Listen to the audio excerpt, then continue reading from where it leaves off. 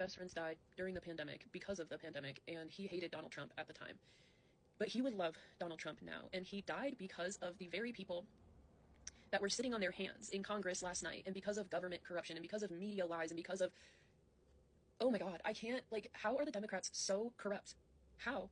And how can any of you be mad that RFK wants to deal with health issues? How can you be mad at Trump and Elon? Like, how can you watch elected officials not be able to clap for children, not have an ounce of decorum, not have just respect for human life? How can you watch that and not realize that they are using everyone as pawns? The Democratic Party always has. My dad always told me this, and I couldn't see it until now. And now it's embarrassing that I couldn't see it before. And this shit is dangerous. They only care about you if you are on their side. Do you get that? And then they do nothing for you. Nothing. Except for lie to you to get your vote.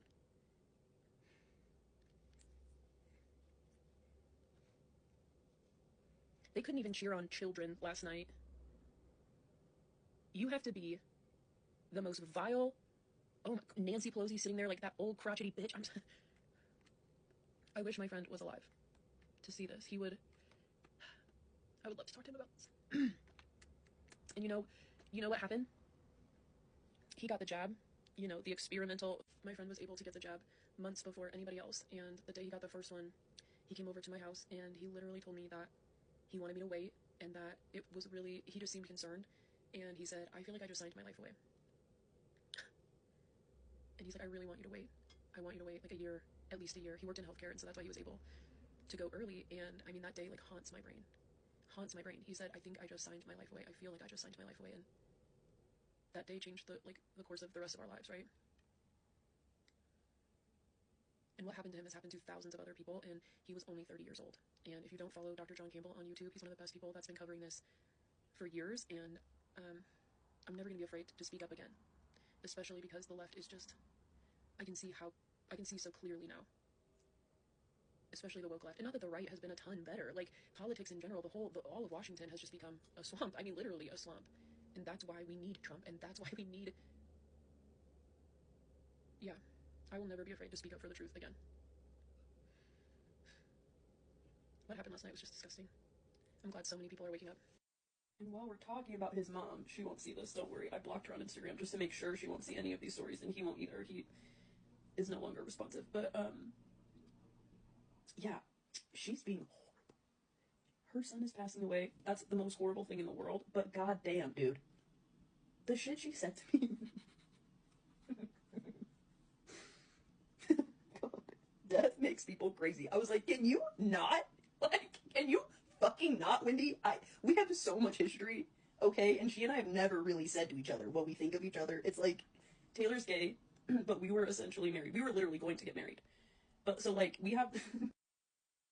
But the dynamic between her and I was very much like mother and daughter-in-law a lot of the time. Like where it was like, I'm the one who takes care of him and I'm the one who knows his trauma from childhood and I'm the, like we were basically a couple, even though he was gay, And so it was like I feel like I have this, like I feel like I'm such an important person in his life, and his mom knows that, like how strongly I feel, and it was just such a fucking weird last interaction.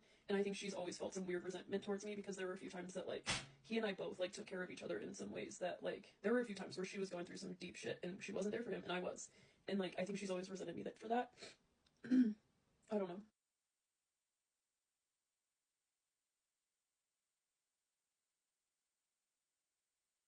Never understood, like, the power dynamic between us. Like, she's not a comforting, kind, like, she's not like the mother-in-law that you're like, oh gosh, I could tell her anything. No, she's like the mother-in-law who's, like, telling you about her new kitchen appliances and how she's better than I'm sorry, it's the truth. I'm mad at her right now. And no one involved in this situation will see these stories. Trust me, I would never post this if people were gonna, like, see see it. But, thank you for letting me process.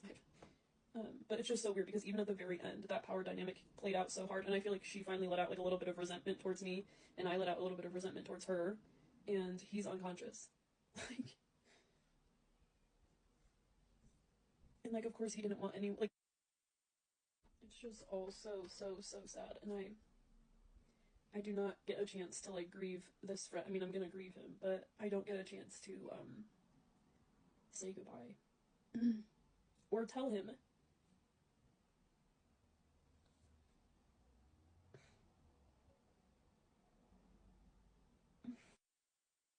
don't get to tell him everything that I love about him. And the craziest part, I just realized this, the craziest part of this whole situation, and the part where I feel so guilty, is like the exact amount of time that we haven't talked. We were fucking inseparable. We were one person for almost a decade. We had a falling out in April of 2020. No, 2021. Like 2 weeks after is when I fucking blew up on TikTok. I don't think he knew what to do with that either. And we just kind of became distant, and then he got really sick, and I was so focused on TikTok, and I didn't know he was sick. I had no idea. It's so seriously so crazy to think about. So exactly 2 years ago is when I blew up on TikTok, and then we just had this, like, we just stopped talking, and there was like something that happened, but then it was like I got so busy like I had never been before, and we were upset with each other, and normally like a few months later we would have talked, and he got sick and I didn't know. And then I've been on TikTok this whole time, just wrapped up in everything that happened there. And then the second I get booted off of TikTok in March or whatever, but like the exact same time 2 years later, and I go to text him and he's dying.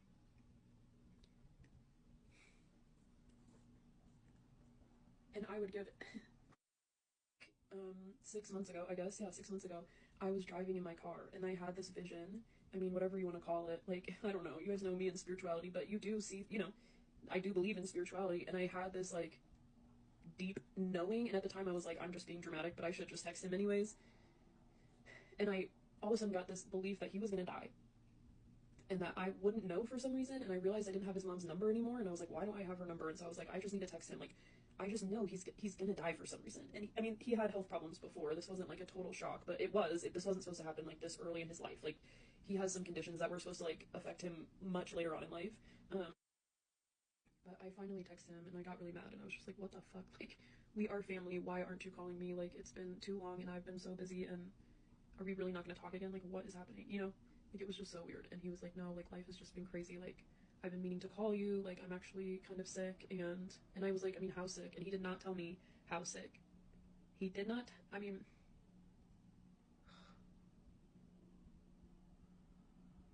and there were, like, a lot of other things going into this situation, and the fact that, like, we had this problem in our relationship the whole, like, almost decade that we were, like, together, is that he couldn't really, like, work through, you know, big relationship issues. Every once in a while, he would discard me for a period of time and then come back, and we would just move on like nothing happened, and I wouldn't, you know, and this time I was like, no, like, this one was too much, and I love you and I want to see you, and, you know, but I can't just jump right back in to being best friends, you know. And I was like, but we need to get together, and I need to see you and all that stuff, and we just didn't. And he was like, yeah, like, I'll get back to you. And I told him a million times, like, if something happens to you and I don't get to see you, like, I will never forgive myself, you know. And like, that was just like 3 months ago. Like, we talked like for a couple months, and then we didn't talk for like 2 months, and now he's dead or about to die. Like, those 2 months just, yeah, just a few months ago, it was like he could talk about me coming to visit, or us getting coffee, or, you know, like, it wasn't, and maybe he was a lot more sick then than he was telling me, but I would give anything to go back to 2 months, and I'm sitting there fighting with all these fucking assholes on TikTok. Ugh.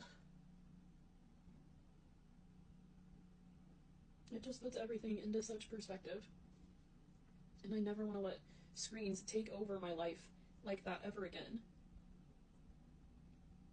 I know TikTok is not the reason that I didn't get to see him. I'm just saying, like, I lost focus of some important things during that.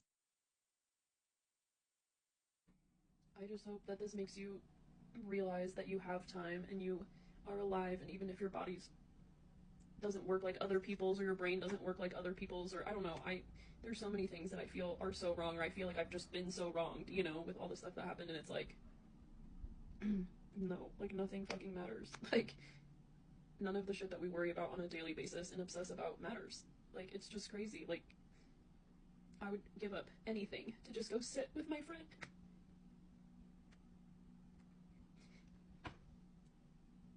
So, just remember what's actually important, and if you're stressed out about something stupid, don't be. Done with you. I'm so motherfucking done with you. Can't believe the awful shit yeah, this video is for educational purposes only. So nice to meet you though, honey.